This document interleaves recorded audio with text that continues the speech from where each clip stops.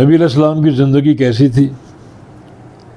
انتہائی تنگی، بلکہ نبی علیہ السلام کی دعا تھی اللہم احینی مسکینا وامتنی مسکینا واحشرنی فی زمرۃ المساکین۔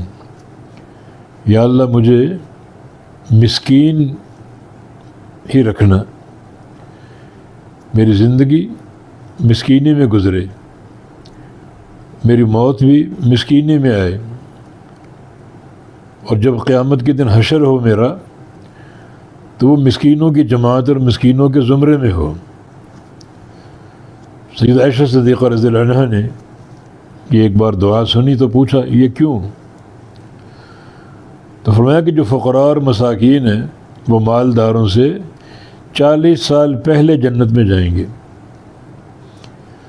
دنیا کے اگر دو دوست ہیں، ایک مالدار تھا ایک غریب تھا، دونوں ساتھ ساتھ جا رہے ہیں، غریب جنت میں داخل ہو جائے گا، مالدار کو روک لیا جائے گا، اور 40 سال بعد اس کو جنت کا داخلہ عطا ہوگا۔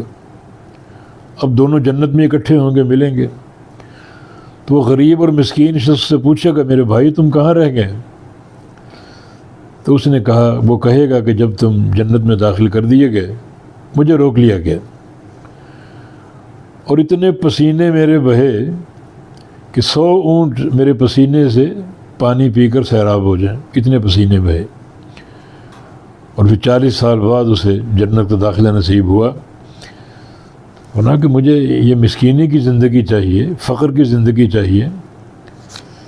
ایک حدیث میں آپ نے فرمایا، جب آپ سے پوچھا گیا، اختیار دیا گیا کہ چاہو تو یہ سارے پہاڑ آپ کو سونے کے بنا کے دے دیں، اور زمین پر جو پتھر ہیں، کنکریاں ہیں، انہیں ہیرے بنا دیں، جواہرات بنا دیں، اور آپ بانٹیں خوب دعوت کے استحکام کے لیے۔ فرمایا کہ مجھے یہ نہیں چاہیے،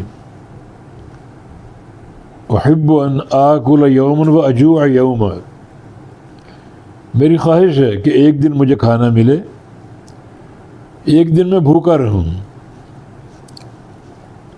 جس دن کھانا ملے اس دن کھا کے اللہ کا شکر ادا کروں، اور جس دن بھوکا رہوں اس دن صبر کروں۔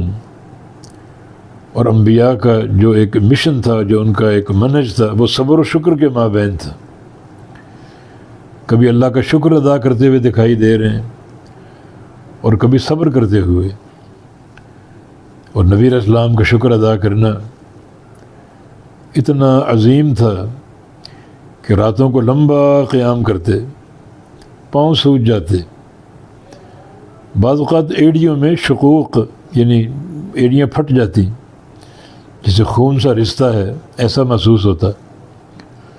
تو آپ سے پوچھا گیا کہ آپ کے لیے تو بڑی بشارتیں ہیں قدم قدم پر اتنا آپ لمبا قیام، پاؤں متورم ہو جاتے ہیں۔ فرمایا کہ افلا اکون عبدا شکورا، میں اللہ کا شکر گزار بندہ نہ بنوں؟ یہ حقیقت شکر انبیاء کی